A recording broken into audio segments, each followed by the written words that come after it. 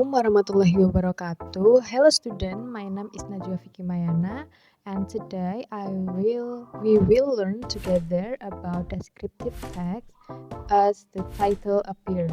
Okay. So the first, before you start learning, you have to know the material that we will learn. Jadi sebelum kita mulai, sebelumnya saya akan menyampaikan apa saja yang akan kita pelajari hari ini. Yang pertama, kalian akan mengetahui dulu tentang CP dan TP-nya atau capaian pembelajaran dan tujuan pembelajaran. And the next is about the main material atau materi utama tentang descriptive text. And the last is about the example of the text. Okay. Okay, let's get started from capaian and tujuan pembelajaran. Before the students start learning about descriptive text, it's important to understand about learning outcomes atau capaian pembelajaran and learning objectives atau tujuan pembelajaran. Why? This help you to focus on the goals and understand why this material is important. The first is about learning outcomes atau capaian pembelajaran. Dalam descriptive text, umumnya capaian pembelajarannya adalah ini, membaca, memirsa, dan menulis mempresentasikan. Karena dalam teks besar, pertama-tama siswa akan membaca, mengetahui contoh teksnya, lalu setelah memahami teks dan unsur-unsurnya, siswa akan menulis dan mempresentasikan hasil tulisannya. Mari kita baca terlebih dahulu tentang elemen capaian pembelajaran teks deskriptif ini. Yang pertama, membaca memirsa. Pada akhir fase D, peserta didik membaca dan merespon teks familiar dan tidak familiar yang mengandung struktur yang telah dipelajari dan kosakata yang familiar secara mandiri. Mereka mencari dan mengevaluasi ide utama dan informasi spesifik, mengidentifikasi tujuan teks, dan mulai melakukan inferensi untuk memahami informasi terkira dalam sebuah teks. Lalu untuk capaian pembelajaran menulis dan mempresentasikan, pada akhir fase D, peserta didik mengomunikasikan ide dan pengalaman mereka melalui paragraf sederhana dan terstruktur, menunjukkan perkembangan dalam penggunaan kosakata spesifik dan struktur kalimat sederhana.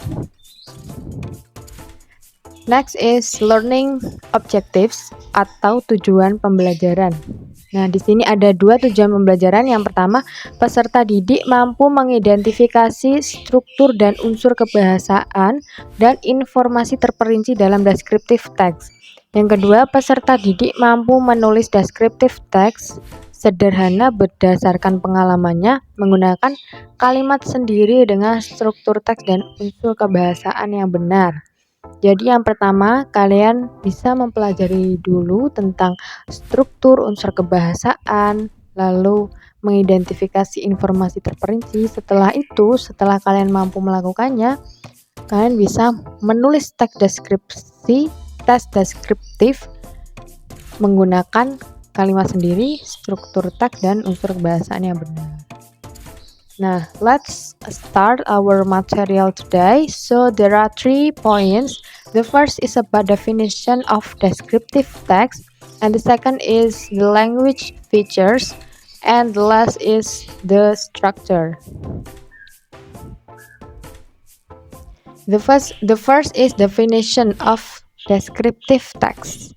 This is also about the social function or fungsi sosial dari descriptive text. Jadi kira-kira apa definisi dari teks deskriptif ya? Yang mari kita baca. Descriptive text is text that describes something.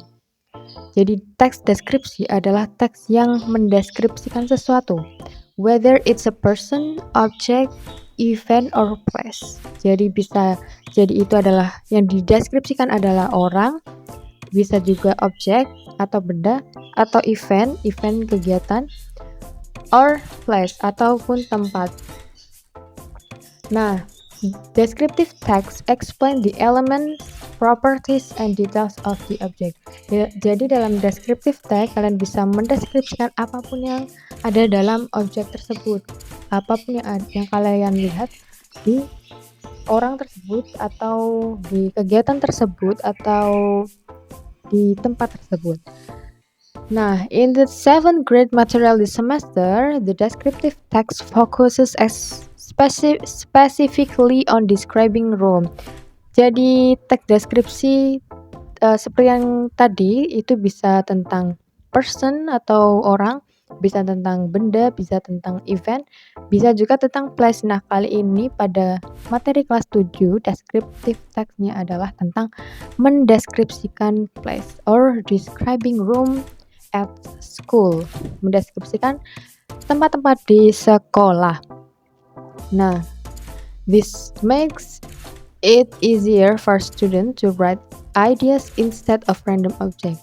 Dengan begitu, untuk kalian yang masih kelas 7 lebih mudah untuk mendeskripsikan sesuatu yang sudah diarahkan daripada kalian mendeskripsikan semua objek. Jadi daripada mendeskripsikan person, object, event, or place, pada kelas 7 ini kalian bisa mendeskripsikan only place. Also in connection with the chapter on the last time about classes at school. Jadi materi sebelumnya atau materi pada tema bab kali ini adalah tentang sekolah. Jadi ini sangat relate dengan materi-materi yang lain. Selanjutnya adalah about structure atau struktur dari teks descriptive text. Jadi setiap teks itu mempunyai strukturnya sendiri karena pembaca bisa mengetahui apa jenis teks tersebut dari strukturnya.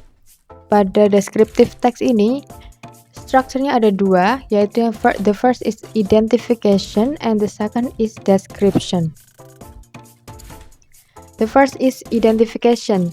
The identification section contains an introduction to the object to be described. Jadi pada part ini, identifikasi, itu adalah pengenalan pada objek yang akan dideskripsikan. For example, what is that object or where did that object come from? Jadi kalian bisa menulis apa tempat tersebut, apa tempat di sekolah tersebut, dan di mana letaknya.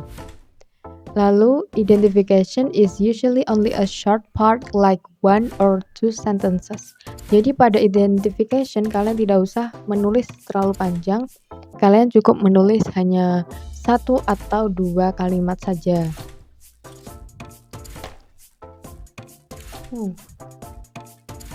Okay. Next structure is description atau deskripsi. So in this section contains a more specific explanation of the object being described. So in this section you can explain about the appearance or personality of the object. Jadi pada part kali ini, part description, kalian bisa mendeskripsikan apapun yang terlihat pada tempat tersebut. Nah, khusus untuk describing room, you can describe this point with this point. The first is the size atau ukurannya. Explain what size is big or small. The example, the canteen is small or the musola is big. And the second is the objects. Mention all the object in the room. You can state the quantity of object and their position. Example, there are 2 bookcases, or there are so many chairs in the classroom, and then you can mention their position. The bookcases are at the front of the class. And the third is the activities. Tells about the activities that are conducted in that room. Jadi kalian bisa mendeskripsikan yang pertama tadi ukuran ruangannya, yang kedua adalah apa saja benda-benda, objek yang ada di dalamnya, yang terakhir adalah tentang aktivitas yang dilakukan di dalam ruangan tersebut. The example, the teachers have meeting in the hall. Usually the student do art performance or events there too. Gitu. Next is the language features atau unsur kebahasaan. Jadi selain struktur, penting untuk memperhatikan language features-nya agar membaca tahu bahwa teks ini adalah teks deskriptif or descriptive text. The first is adjective atau kata sifat, and the second simple present atau kalimat dalam struktur simple present, dan yang terakhir adalah adverb of frequency atau kata keterangan frekuensi. Let's start from the adjective. Adjective is kata sifat.